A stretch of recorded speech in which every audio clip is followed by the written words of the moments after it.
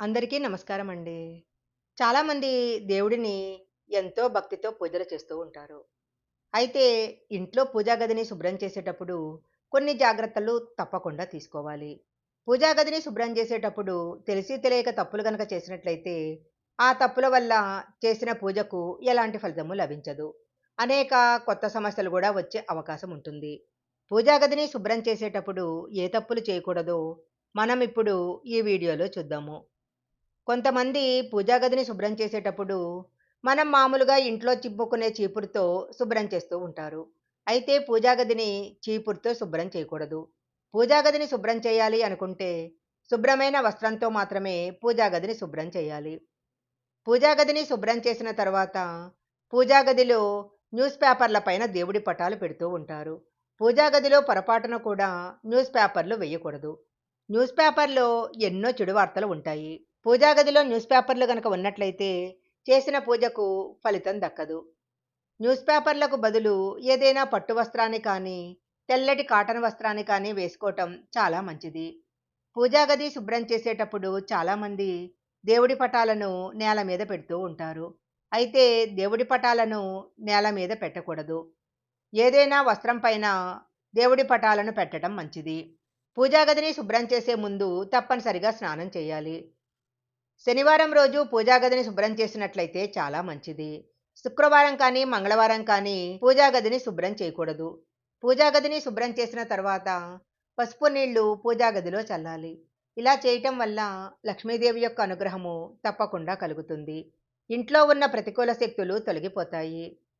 శనివారం రోజు దేవుని గది శుభ్రం చేయటానికి కుదరకపోయినట్లయితే ఏకాదశి రోజున కానీ, గురువారం రోజున కానీ పూజా గది శుభ్రం చేసుకోవచ్చు. దేవుని గదిలో దేవుడిని పూజించిన తర్వాత దేవుని గది తలుపులను తప్పకుండా మూసేయాలి. పూజ పూర్తయిన తర్వాత దేవుడికి ఖచ్చితంగా కర్పూరంతో హారతివ్వాలి. ఇంట్లో కర్పూరాన్ని వెలిగించినట్లయితే వాస్తు దోషాలు తొలగిపోతాయి. ఇంట్లో సుఖ సంతోషాలు, ఐశ్వర్యము లభించడమే కాకుండా ఇంటి వాతావరణం చాలా ప్రశాంతంగా ఉంటుంది. శుక్రవారం పొరపాటున కూడా పూజా గది శుభ్రం చేయకూడదు. లక్ష్మీదేవి అనుగ్రహంతో పాటు కుబేరుడి అనుగ్రహం కూడా మన మీద ఉండాలంటే శుక్రవారం రోజు పూజా గదిని శుభ్రం చేయకూడదు. ఇంట్లో పూజ చేసుకునేటప్పుడు ఇంట్లో పూజ చేసుకునేటప్పుడు దేవతా ఫోటోలకు తాజా పువ్వులను మాత్రమే పెట్టాలి. వాడిపోయిన పువ్వులను దేవుడికి సమర్పించకూడదు. అలాగే పూజా గదిలో దేవుడికి పెట్టిన పూలను వాడిపోయిన తర్వాత అలాగే ఉంచకూడదు. అలానే గనక ఉంచినట్లయితే అది ఇంట్లో ప్రతికూల ఫలితాలకు దారితీస్తుంది.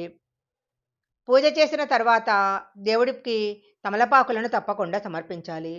పూజ మొదలుపెట్టే ముందు మట్టి ప్రమిదలో తప్పనిసరిగా దీపం వెలిగించాలి.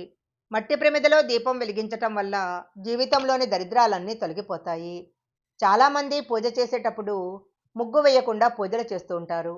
అయితే పూజా గదిలో చక్కగా ముగ్గు వేసి ఇంట్లో పూజ గనక చేసినట్లయితే పూజకు రెట్టింపు ఫలితం లభిస్తుంది.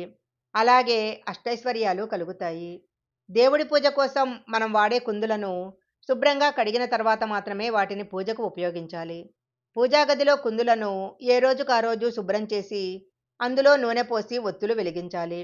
అంతేకాని కుందులను శుభ్రం చేయకుండా పూజలో వాడకూడదు. చాలామంది స్త్రీలు తలస్నానం చేసిన తర్వాత అలాగే జుట్టు విరగబోసుకొని దేవుడి పూజలు చేస్తుంటారు. అయితే అలా చేయటం ఎంతమాత్రం మంచిది కాదు. స్త్రీలు పూజ చేసేటప్పుడు ఖచ్చితంగా జడ వేసుకొని పూజ చేయాలి. అలాగే తప్పకుండా నుదుటిపైన బొట్టు పెట్టుకొని పూజ చేసుకోవాలి. బొట్టు పెట్టుకోకుండా పూజలు చేసినట్లయితే అనేక చెడు ఫలితాలొస్తాయి. పూజలో దేవుడికి నైవేద్యం పెట్టేటప్పుడు ఒక గ్లాసు నీళ్లను కూడా పక్కన పెట్టాలి. స్నానం చేయకుండా దేవుడికి నైవేద్యాన్ని తయారు చేయకూడదు. పూజా గదిలో ఖచ్చితంగా ఒక కలశంలో నీళ్లు పోసి దేవుడి పటాల ముందు ఉంచాలి. దేవుని పూజా గదిలో ఉండే కలశంలో ఉన్న నీటిలో ముక్కోటి దేవతలు కొలువై ఉంటారు. పూజ పూర్తయిన తర్వాత కలశంలో ఉన్న నీటిని తీర్థంలా తీసుకోవాలి. రోజూ ఇంట్లో పూజ చేసేవాళ్ళు దేవుడి పూజ చేసిన తర్వాత తప్పకుండా నైవేద్యం పెట్టాలి. కనీసము ఒక బెల్లం ముక్కైనా సరే దేవుడికి నైవేద్యం పెట్టాలి. ఈ వీడియోలో చెప్పిన విధంగా పూజా గదిని గనక శుభ్రం చేసినట్లయితే లక్ష్మీదేవి యొక్క అనుగ్రహము తప్పకుండా కలుగుతుంది. ఈ వీడియో గనక మీకు నచ్చినట్లయితే లైక్ చేయండి, షేర్ చేయండి. ఇలాంటి మరిన్ని వీడియోల కోసం మా ఛానల్ సబ్స్క్రైబ్ చేసుకోండి. పక్కనే ఉన్న బెల్ ఐకాన్‌ని యాక్టివేషన్ చేసుకుంటే మేము పెట్టే వీడియోలన్నీ గూడా మీకు ముందుగానే నోటిఫికేషన్‌గా వస్తాయి. మరొక మంచి వీడియోతో మళ్ళీ కలుసుకుందాం.